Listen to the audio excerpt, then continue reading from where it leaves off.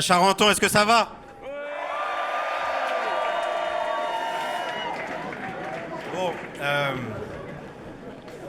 Bon, déjà, avant de commencer, je voulais rien de très original, mais saluer vraiment cet événement qui est exceptionnel. Moi, depuis tout à l'heure, je suis au premier rang, donc je ne vois pas vraiment la salle, et la salle est très impressionnante.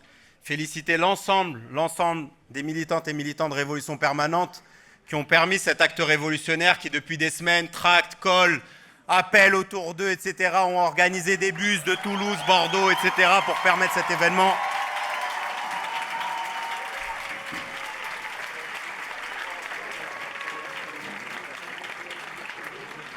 Dire que c'est un événement aussi qui est assez incroyable. Je pense qu'on tirera les bilans et on en discutera encore dans les jours à venir. Mais moi, je n'ai pas connaissance d'organisations politiques, à gauche notamment, qui, en dehors de toute lutte de classe, en dehors de toute élection, fait des meetings dans 2 salles différentes où il y a plus de 2000 personnes, des jeunes, des délégations ouvrières, en live, suivi dans plus d'une quinzaine de pays au monde où depuis tout à l'heure je reçois des messages sur Instagram de camarades qui sont en train de regarder depuis le Mexique, depuis l'Argentine, depuis le Chili, le meeting.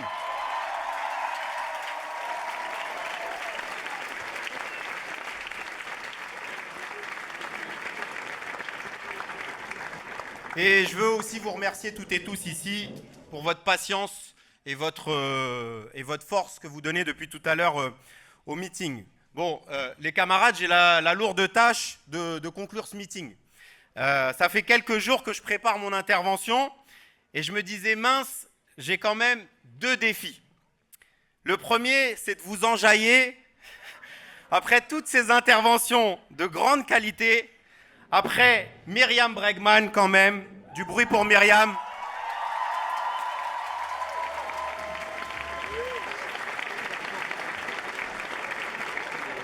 C'est déjà pas évident en temps normal, mais après celle qui a osé dire à Javier Milei, en direct au débat de la présidentielle en Argentine, qu'il n'était pas un lion comme lui se nommait, mais un petit chaton du système économique, la tâche est rude.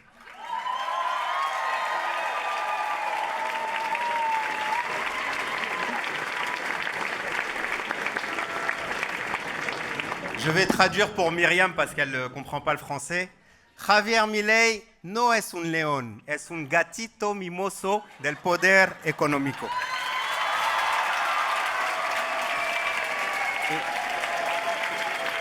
Perfecto.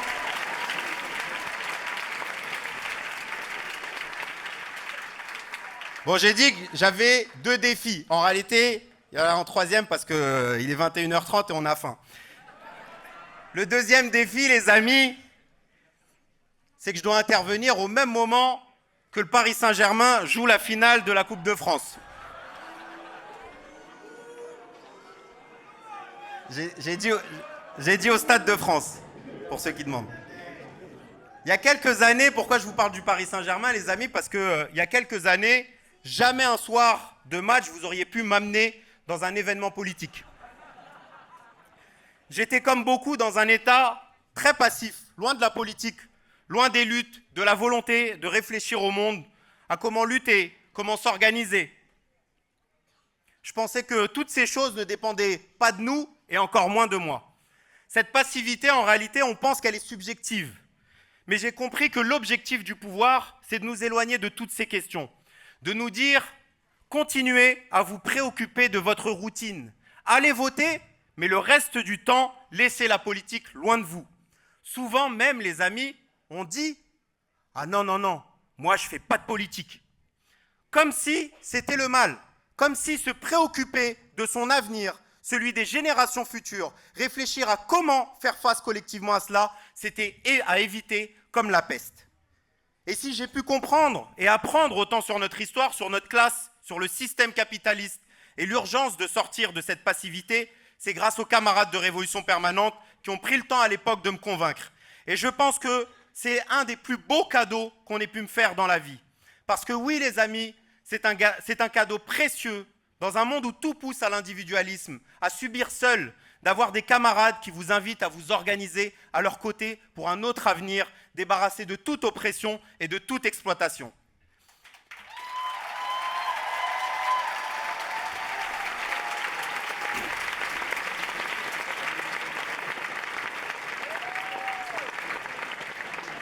Donc, j'espère que mon intervention aussi, ce sera un cadeau pour vous, pour le Hanas que j'étais il y a 10 ans en arrière et qui jamais aurait pensé être un jour porte-parole d'une organisation révolutionnaire et parler dans un meeting de plus de 2000 personnes aujourd'hui.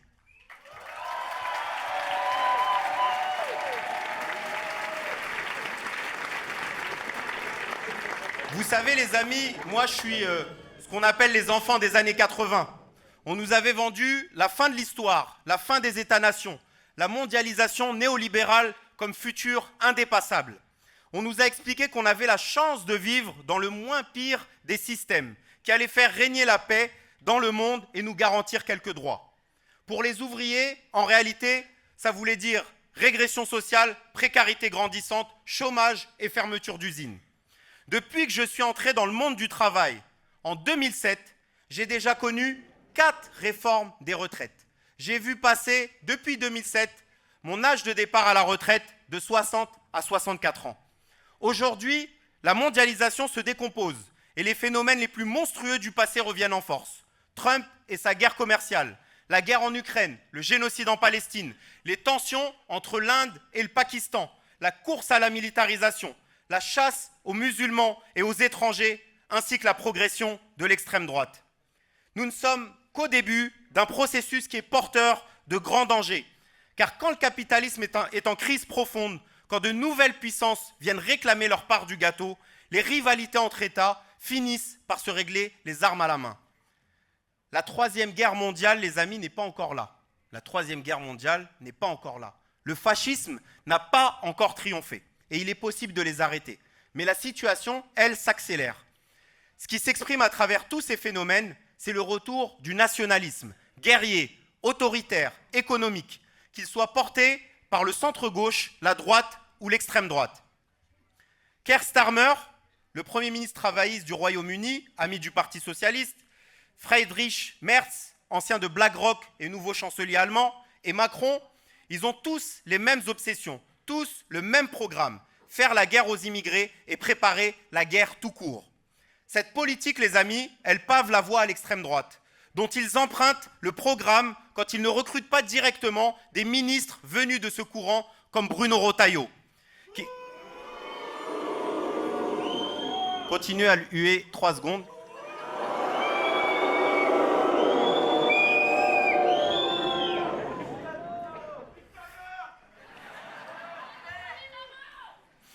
Bruno Retailleau qui est en train de lancer une nouvelle offensive islamophobe quelques semaines seulement après l'assassinat raciste et islamophobe de Aboubacar Cissé. En 2017, quand Macron est arrivé au pouvoir, les amis, en 2017, il y avait 8 députés du Rassemblement national. 8 députés RN en 2017. 8 ans plus tard, ils sont 126 députés du Rassemblement national. Ça, les amis, ce n'est pas un barrage, c'est une autoroute. Mais ce qui unit les dirigeants impérialistes et les dirigeants d'extrême droite qui prospèrent dans le monde, ce n'est pas juste d'être des réactionnaires, c'est la volonté de défendre de façon brutale les intérêts de leur État et de leurs entreprises contre leurs rivaux, contre leur population et contre les minorités qu'ils érigent en bouc émissaire. Tous ces dirigeants ont d'ailleurs un point commun, leur soutien inconditionnel au génocide en cours depuis 1 an et demi. Quand un allié stratégique comme Israël est attaqué, quand leurs intérêts sont en danger, il n'y a plus de droit international.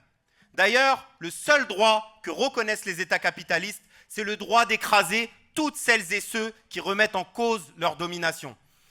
Et c'est pour ça qu'ils piétinent aussi les droits démocratiques les plus élémentaires, en faisant la chasse aux opposants politiques, en interdisant des manifestations et en cherchant à criminaliser toutes les voix qui s'expriment contre l'ordre établi. Hier, c'était des syndicalistes contre les retraites, ou des jeunes de quartiers populaires pour la mort de Naël. Aujourd'hui, des soutiens à la Palestine et demain, ça sera tous les opposants à leur discours patriotique et à leur guerre. Car pour imposer la militarisation, il faut militariser les esprits et réprimer toute voix dissidente.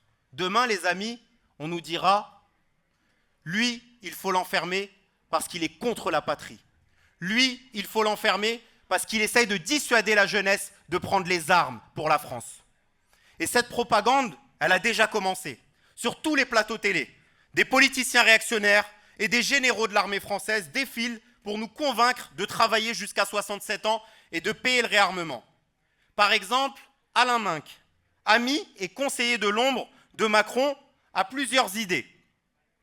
Du coup, je vous propose ici de faire, comme fait l'INSEE, un sondage pour voir si les idées d'Alain Minc vous plaisent. Est-ce que vous êtes d'accord?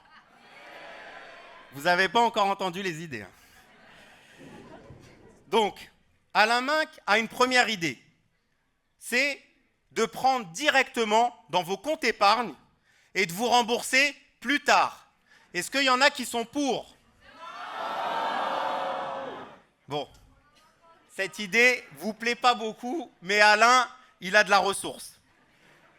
Sa deuxième idée à Alain, c'est de doubler l'impôt sur le revenu et pareil, de tenter de vous rembourser plus tard. Donc en gros, si vous payez 1 500 € d'impôt sur le revenu en 2025, vous en paierez 3 000 et peut-être il vous remboursera. Il y en a qui sont pour? Bon, visiblement, vous n'êtes pas très patriote dans cette salle. Du coup, les amis, ils ont quand même d'autres techniques. Parce que pour convaincre les gens comme vous, ils prennent le soin d'enrober ces discours dans un autre papier cadeau. La défense de la paix. La défense de la paix. Si on achète pour des dizaines de milliards d'avions de chasse, de tanks, de missiles longue portée, de drones, de fusils, c'est pour la paix. On nous fera travailler plus longtemps pour la paix. On prendra nos économies pour la paix et demain, on fera la guerre pour la paix. Aujourd'hui, beaucoup pensent qu'il est possible de s'en tirer, d'esquiver. Beaucoup disent, de toute façon, je n'irai pas faire leur guerre, moi. Je ne ferai pas un sondage ici, les amis, hein. Mais je pense que personne dans cette salle a envie d'aller se battre. Aujourd'hui, le rejet de la guerre est même un obstacle pour les puissances impérialistes qui aimeraient avancer plus vite sur leur plan. Un historien disait « Faire la guerre ne va jamais de soi, même pour les États les plus puissants. Il faut convaincre, mobiliser, donner du sens à la violence. Donner du sens à la violence. Mais il ne faut pas sous-estimer à quel point les événements et les pressions politiques peuvent s'accélérer, les amis. Comment les États peuvent nous précipiter vers la guerre. Et en cela, l'exemple de la Première Guerre mondiale est plus qu'éclairant. Écoutez bien cette anecdote qui est une anecdote vraie et historique. Le 23 juillet 1914, le petit journal quotidien important de l'époque titrait « La paix est encore possible. L'Europe retient son souffle mais refuse la guerre. » Le 23 juillet 1914. 5 jours plus tard, les amis, la Première Guerre mondiale débutait. 5 jours. Avant, la paix est encore possible et l'Europe refuse la guerre. Le 29 et 30 juillet 1914, le bureau de la Deuxième Internationale se réunissait à Bruxelles pour réaffirmer son opposition à la guerre. Et là encore, 5 jours plus tard, le Parti social-démocrate allemand, le principal parti de l'Internationale, votait les crédits de guerre. On dit que celui qui ignore l'histoire est condamné à la revivre. Une des leçons des grandes boucheries du XXe siècle, c'est que si on n'est pas profondément internationaliste aujourd'hui, on sera nationaliste demain, de gré ou de force.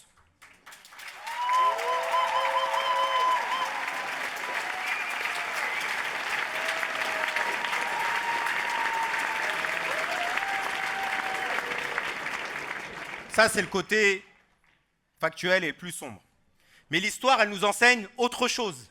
C'est qu'à chaque fois que des capitalistes nous ont menés vers la guerre, ils ont aussi préparé le terrain pour des soulèvements révolutionnaires. On ne nous l'apprend pas à l'école, et les profs dans cette salle ne me contrediront pas. Mais ce sont ces processus qui ont arrêté la Première Guerre mondiale, la Révolution russe et la Révolution allemande.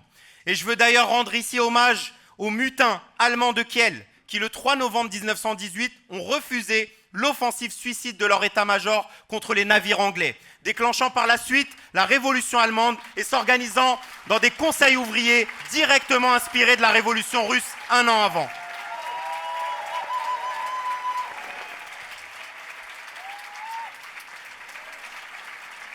C'est pour ça, les amis, que nous ne sommes pas pessimistes, parce qu'on est convaincus d'une chose, c'est qu'il est possible de se préparer, de s'organiser et de changer la trajectoire des choses, que la classe ouvrière et la jeunesse ont ce pouvoir. Mais pour cela, lutter dans chacun de nos pays ne suffit pas.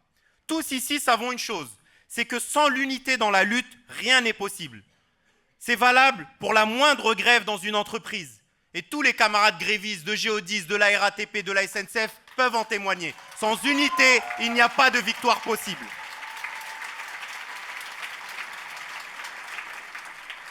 Mais si ça l'est dans une grève locale, dans une entreprise, ça l'est d'autant plus lorsqu'il s'agit d'affronter les enjeux à l'échelle internationale et face à un système capitaliste mondial. La classe ouvrière est exploitée par les mêmes groupes capitalistes internationaux. Je suis cheminot sur le triage du Bourget. Chaque jour, nous faisons passer des trains qui transportent des marchandises produites par les prolétaires aux quatre coins du monde. Eux et nous faisons tourner le monde et c'est ensemble que nous devons lutter. Les bourgeois, malgré leurs désaccords et leurs rivalités, sont capables de se coordonner pour défendre leurs intérêts contre les masses populaires. Vous les voyez à Davos, au G20, dans de nombreux voyages diplomatiques quotidiens, à l'image récemment de Donald Trump dans les pays du Golfe. Cela nous semble limite normal de voir des dirigeants internationaux collaborer ensemble. Mais on ne se pose jamais la question, jamais cette question. Pourquoi les membres de la classe ouvrière à l'échelle internationale ont perdu cette pratique de se coordonner? Pourquoi nous échangeons si peu sur nos expériences? Pourquoi nous ne martelons pas des mots d'ordre communs?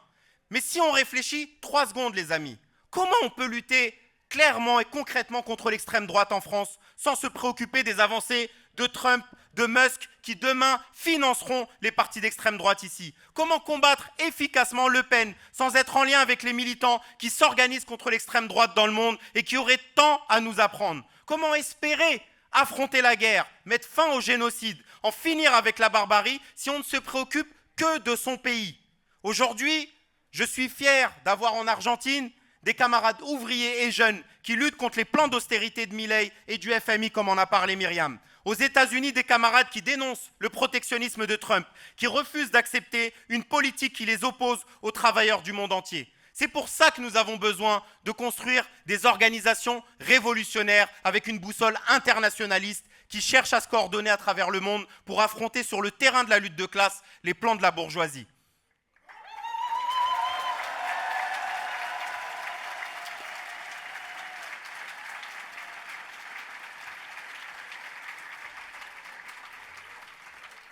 Trump, Milei, Elon Musk, Meloni, tous veulent incarner un nouveau nationalisme. On doit leur opposer un nouvel internationalisme.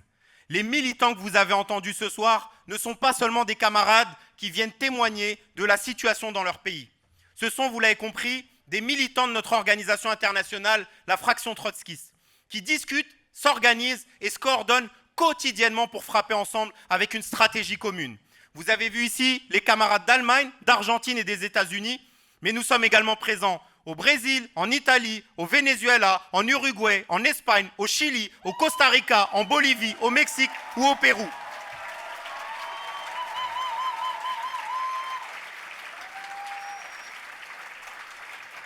Nous ne cherchons pas seulement à construire un parti en France qui se préoccupe uniquement des questions nationales. Nous voulons construire une organisation qui se préoccupe du sort de l'humanité tout entière, qui cherche à construire une alternative à l'échelle internationale à la barbarie du système capitaliste. Et c'est important d'insister là-dessus parce que ça, les amis, ce n'est pas la norme. Le nationalisme, il contamine aussi la gauche et le mouvement ouvrier. Et si nous ne dénonçons pas dès aujourd'hui ces discours, demain, ils auront encore plus de poids parce que oui, l'impérialisme a besoin d'une aile droite, mais aussi d'une aile gauche pour avancer. Je vais vous lire quelques citations récentes de la gauche française pour que vous voyez le fond du problème. Investir dans la défense, c'est investir dans la défense de nos idéaux. Je vais pas vous faire trouver qui c'est, etc. Machin. On dirait du Macron. Mais c'est le Parti Socialiste qui dit ça. Bon, c'est presque des cousins germains. L'Union européenne doit s'affirmer comme une force militaire. L'Union européenne doit s'affirmer comme une force militaire. Mais tu te dis, mais qui a dit ça? François Fillon? Bruno Retailleau? Non les amis, c'est Europe Écologie Les Verts.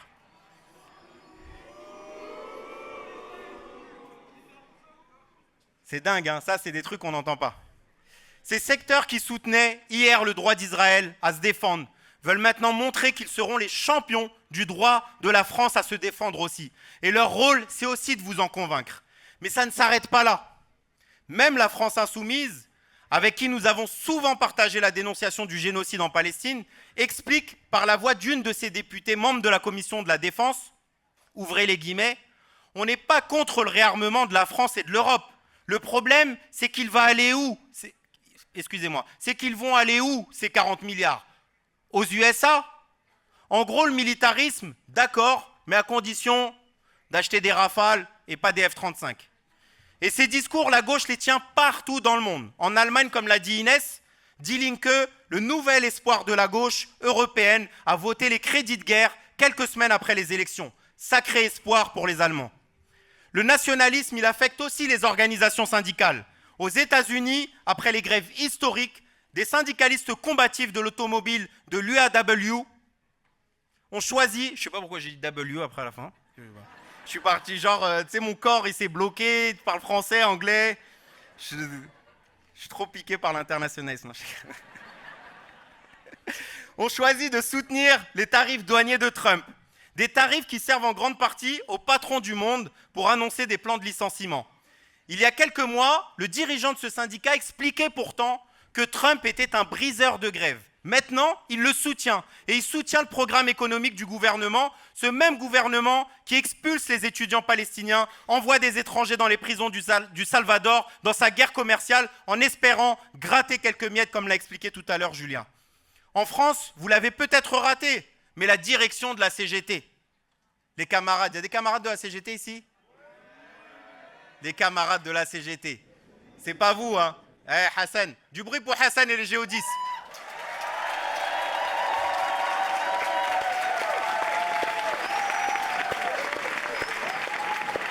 Parce que malheureusement, c'est ça la bureaucratie syndicale. C'est des militantes et des militants de combat, de valeurs sur le terrain qui charbonnent au quotidien pour obtenir des améliorations de leurs conditions de travail et de salaire. Mais des organisations syndicales, c'est aussi des gens au sommet qui utilisent cette position, qui utilisent les heures et les heures que Hassan, que Christian Porta, les camarades de Néozer, les camarades de la RATP charbonnent sur le terrain, utilisent ce rapport de force-là pour essayer derrière de se positionner en protecteur des intérêts de la France. Et donc la direction de la CGT a annoncé sa première victoire depuis la défaite des retraites. De quoi s'agit-il? Eh bien de la mise en place d'une cellule de crise pour discuter de la riposte à la guerre commerciale de Trump, pour proposer leurs propres mesures protectionnistes. Voilà. Donc ça, c'est la victoire qu'a revendiquée Sophie Binet.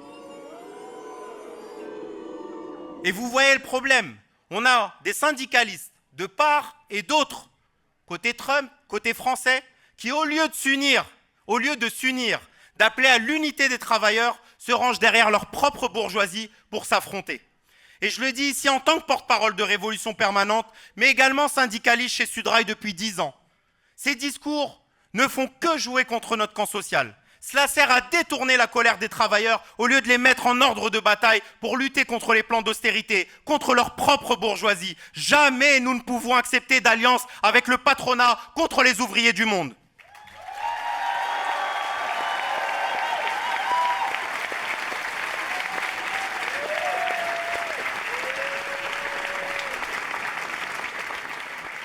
Aucun État capitaliste, camarade, ne sera un allié pour la paix dans une période où tous se préparent à défendre leurs intérêts les armes à la main. Toute concession au chauvinisme, à l'idée qu'il faudrait défendre les intérêts des Français en premier, à l'idée que les problèmes de la classe ouvrière peuvent être réglés en s'en prenant aux pays étrangers est un danger mortel.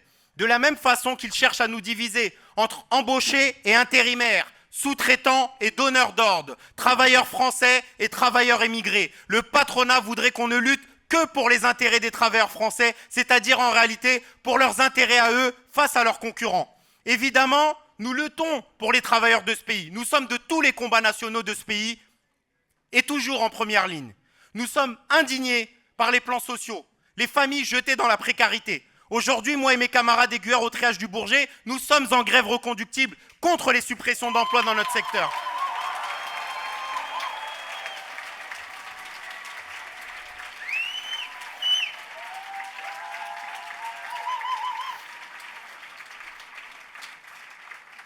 Je fais un rappel pour la caisse de grève, mais pensez à mettre un petit billet, ça nous aidera à gagner surtout.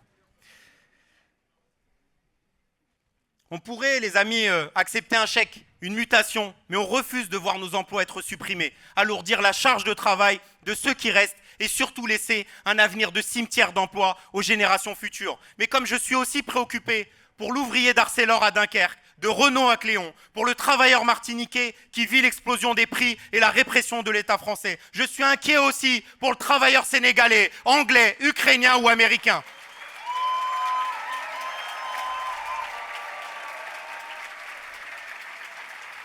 Je me sens 1000 fois plus proche d'eux, malgré les kilomètres, malgré les frontières, malgré nos langues, qu'avec le bon français Vincent Bolloré, qui a hérité de l'entreprise familiale, la transmet à ses enfants et participe tous à nous exploiter en France et à travers le monde.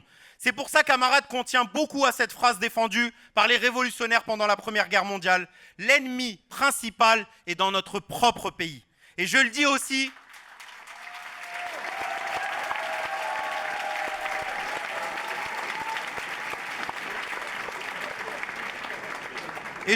parce que je sais qu'il y a des camarades insoumis dans la salle. Et c'est un plaisir de vous compter aussi parmi nous dans ce meeting-là. Mais ces dernières années, on a souvent mené des luttes communes et on continuera à chaque fois que cela sera nécessaire. Mais on ne pense pas que cela justifie de mettre nos désaccords sous le tapis.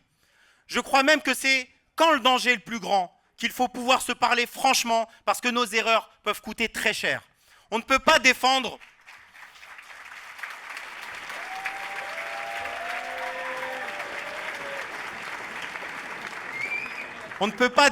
la paix, les amis, on ne peut pas défendre la paix et affirmer en même temps que la priorité, c'est de défendre, ouvrez les guillemets, la sécurité de notre propre frontière sur les 5 continents, comme l'a déclaré Jean-Luc Mélenchon. Parce que ça, les camarades, c'est se ranger in fine derrière l'impérialisme français et les restes de son empire colonial. On ne peut pas...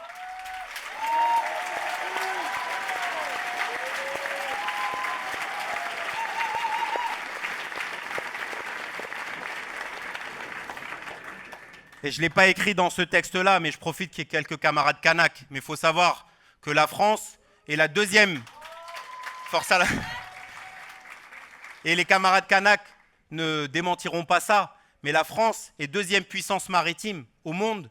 Pas, comme je dis, avec le port du Havre, de La Rochelle ou autre, mais grâce notamment à sa position stratégique dans l'océan Indien avec la Kanaki, grâce à sa position stratégique avec Mayotte, etc. etc. C'est-à-dire qu'il faut voir qu'à travers cette colonisation, il y a la défense des intérêts de l'impérialisme français. Et ce n'est pas possible qu'on accepte de dire il faut défendre la France et sa présence dans les 5 continents.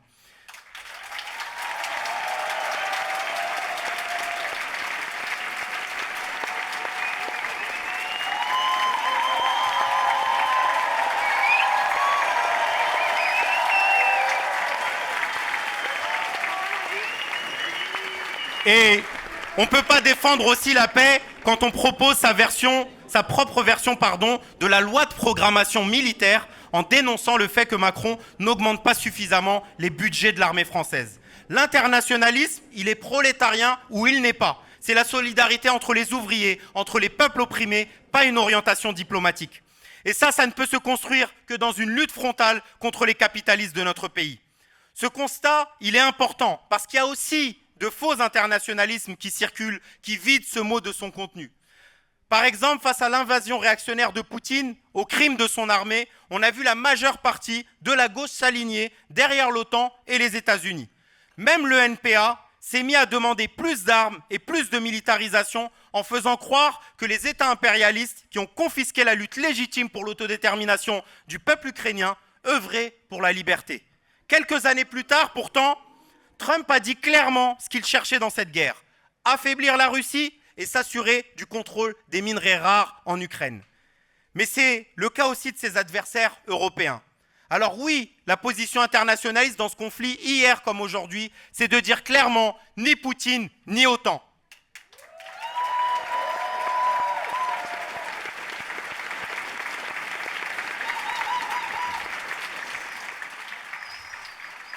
Alors, la solidarité internationaliste, sans une claire délimitation de classe, sans se tenir à distance des manœuvres de l'impérialisme. Il n'y aura pas d'autodétermination pour l'Ukraine sans politique ouvrière indépendante. Ce constat, il est valable aussi pour l'idée que Poutine et Xi Jinping seraient des alliés contre l'impérialisme. Non, les gouvernements des BRICS ne dessinent pas une alternative anti-impérialiste. Ils ne s'opposent pas une seconde à l'impérialisme en tant que système. Ce qu'ils veulent, les amis, c'est leur part du gâteau, leur place dans le pillage mondial à travers une nouvelle alliance. Ils ne rejettent pas la domination, ils rejettent simplement le fait de ne pas être eux les dominants. C'est pourquoi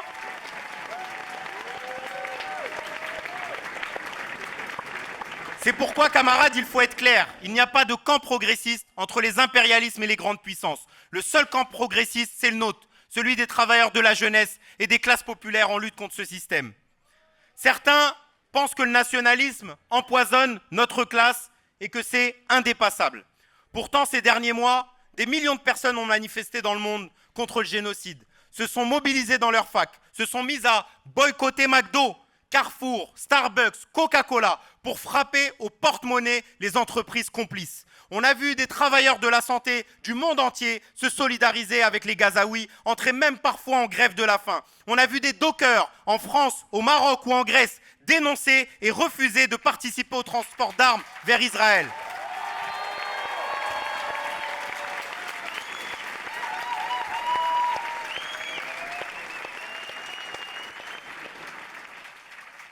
L'internationalisme qu'on défend, il est en germe dans cette solidarité avec le peuple palestinien. Mais lorsque nos gouvernements nous disent de nous taire et de nous ranger derrière leur soutien inconditionnel à l'État d'Israël, mais aussi à chaque fois que les travailleurs d'un pays regardent ceux d'un autre comme des camarades de lutte, lorsqu'on se passionne pour les mobilisations au Myanmar, au Chili, en Kanaki ou au Liban, lorsque nos yeux pétillent en voyant les Sri Lankais sauter dans la piscine de leur président et taper une sieste dans son lit.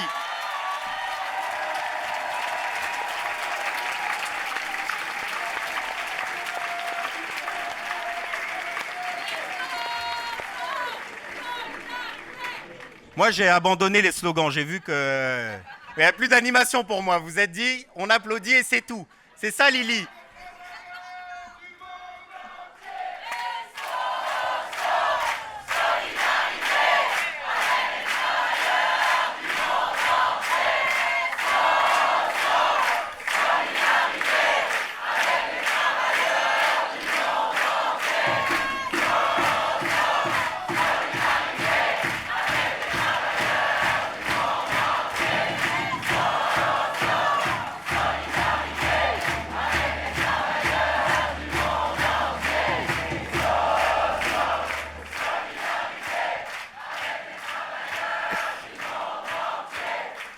Vraiment, les gauchistes, c'est soit tout, soit rien, quoi. Soit... Mettez un petit peu. Bah, les amis, donc je parlais des Sri Lankais et on se dit vraiment à quel point la classe ouvrière est merveilleuse et pleine de ressources. Quand la classe ouvrière se soulève dans un pays, elle fait systématiquement tache d'huile. Rappelez-vous du printemps arabe, ou des printemps arabes, et comment ils ont diffusé une vague de révolte de la Tunisie à l'Égypte, en passant par la Turquie, l'Espagne puis la France. Rappelez-vous des Gilets jaunes et de la façon dont ce symbole s'est retrouvé en Algérie pendant le Hirak. Rappelez-vous comment la colère des prolétaires français a explosé en même temps que la colère en Équateur, au Liban ou à Hong Kong. Ce n'est pas un hasard, camarades, parce que notre classe est internationale. Elle vit sous le joug d'un système capitaliste internationale. Et sa crise a des répercussions internationales. Maintenant, imaginez qu'on se coordonne consciemment, qu'on s'organise entre travailleurs de tous les pays, que mon camarade Adrien Cornet, raffineur de Grand Puy, discute non seulement avec les travailleurs ougandais impactés par les projets de Total, mais avec les raffineurs de Petrobras au Brésil. Imaginez si une organisation révolutionnaire à l'échelle internationale pouvait compter plusieurs dizaines d'ouvriers des ports et docks et des aéroports, à Rotterdam, à Marseille, à Athènes ou à New York. Comment nous pourrions immédiatement lutter de manière coordonnée contre l'envoi d'armes à Israël.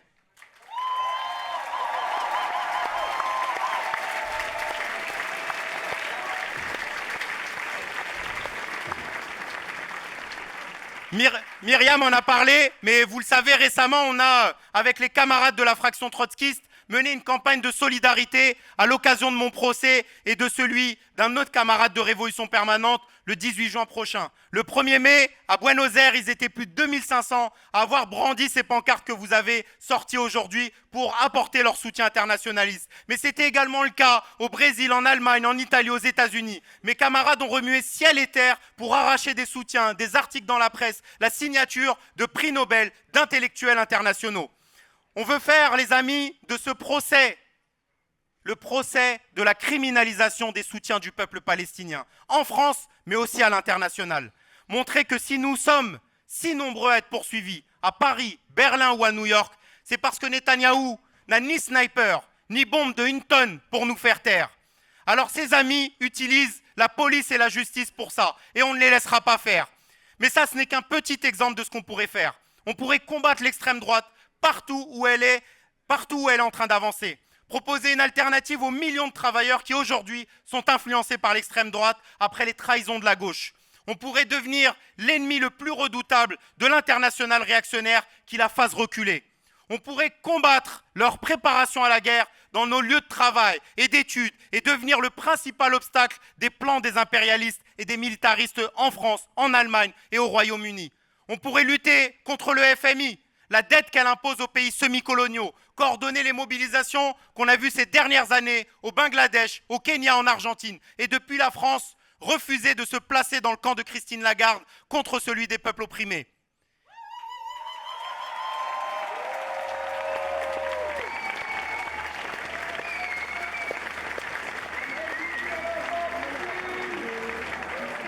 Imaginez les amis,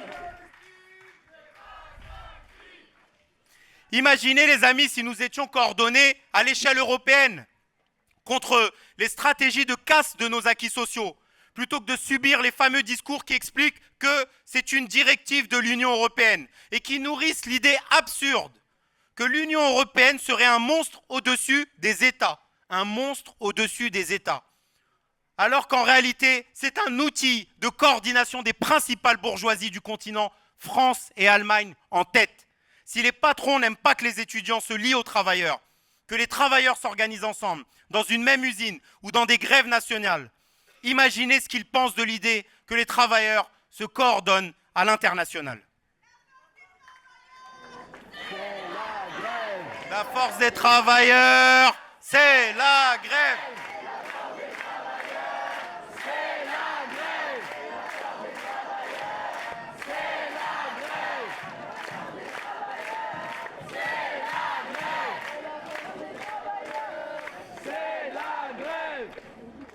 Bien sûr, les amis, c'est un combat à contre-courant. Mais l'histoire nous enseigne que ceux qui étaient à contre-courant hier sont ceux qui ouvriront la voie demain. Vous l'aurez compris, les amis, le temps de la passivité doit être révolu. Si je suis devant vous, les amis, c'est aussi pour mes enfants. On est tous préoccupés par l'avenir de nos gosses, de nos petites sœurs, de nos neveux ou nièces. On se dit, merde, dans quel monde on vit? Et surtout, quel monde on va leur laisser demain? Quel monde on va leur laisser demain? C'est sympa d'acheter aux gamins des PlayStation pour leur anniversaire, de leur mettre de l'argent de côté, de faire tant de sacrifices après la fatigue du travail pour les déposer à la danse ou au foot. Mais que feront-ils de tous ces cadeaux demain, s'ils vivent dans un monde de guerre et de cimetières d'emploi? s'ils vivent dans un monde à plus 3 degrés, le monde de la crise climatique et de la destruction du vivant vers lequel le capitalisme nous entraîne? Qu'est-ce qu'on aura laissé réellement aux générations futures? Mon grand-père est allé sur le front de l'Est pendant la Seconde Guerre mondiale et il en est rentré mutilé à cause de leur boucherie. Mon père a laissé sa famille au Maroc pour espérer nous offrir un avenir meilleur. Il a passé 40 ans à travailler en 3-8. Nos parents sont des héros. Ils ont lutté contre l'impérialisme français, contre la colonisation, contre le nazisme et contre le patronat de ce pays qui voulait les exploiter plus que les autres.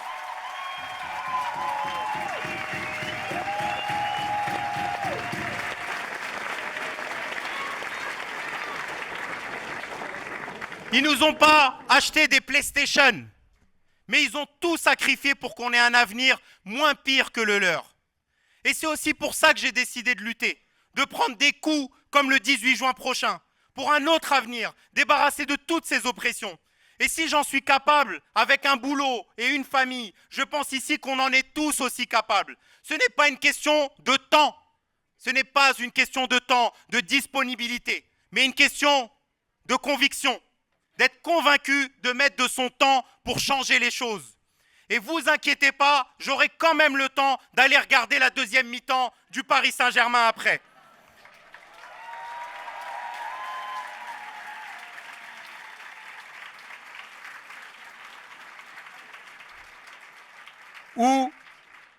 Ou plutôt le résumé du match.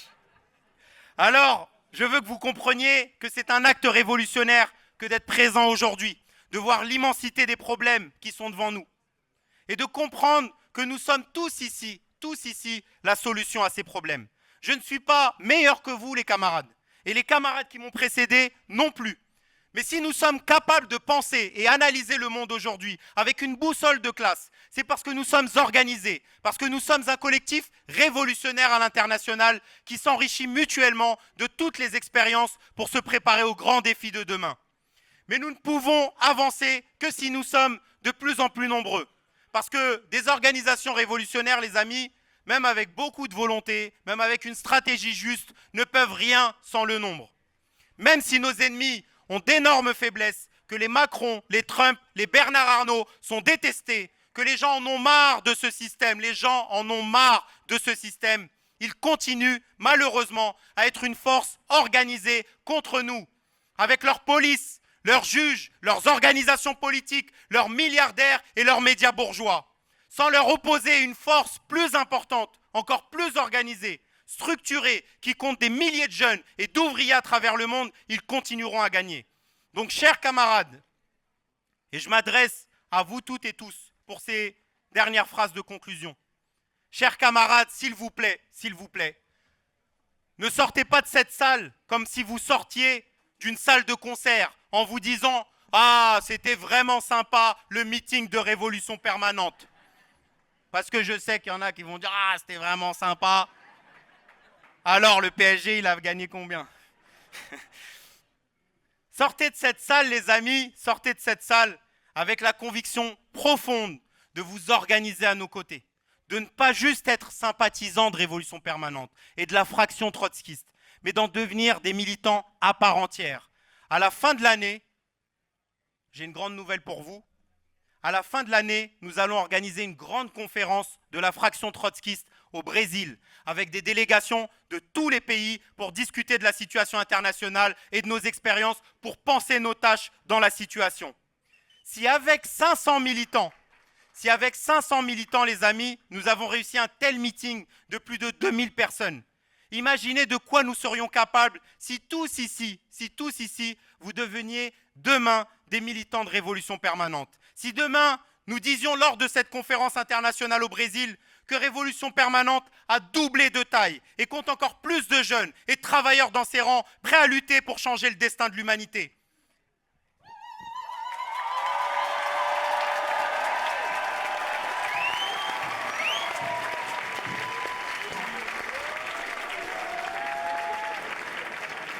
Je pense qu'on commencerait vraiment à faire flipper la bourgeoisie.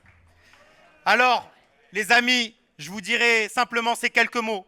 Organisons-nous dans chaque pays, préparons-nous, n'ayons pas peur de défendre la perspective d'un monde sans guerre, sans frontières, sans exploitation, d'intervenir dans chaque combat avec une boussole, une stratégie, l'expérience de notre classe à l'échelle internationale. Pas seulement pour se défendre, pas seulement pour se défendre, pas seulement pour lutter, mais pour gagner. Merci à toutes et à tous.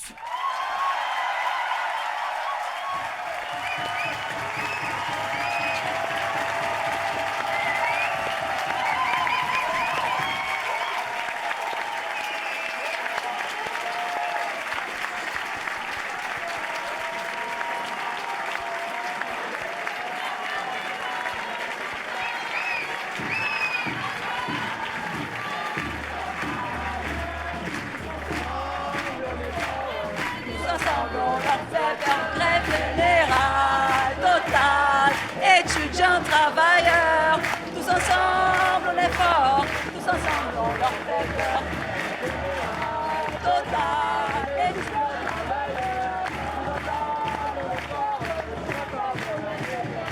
tous ensemble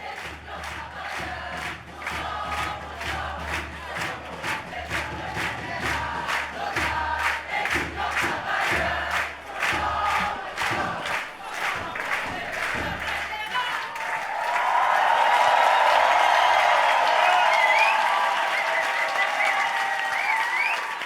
Après l'immense meeting de 2000 personnes de RP et de l'AFT, organise-toi avec Révolution Permanente dans ton quartier, ton lieu de travail, ton lycée ou ta fac. Remplis le formulaire pour nous contacter, on est présent dans 20 villes en France.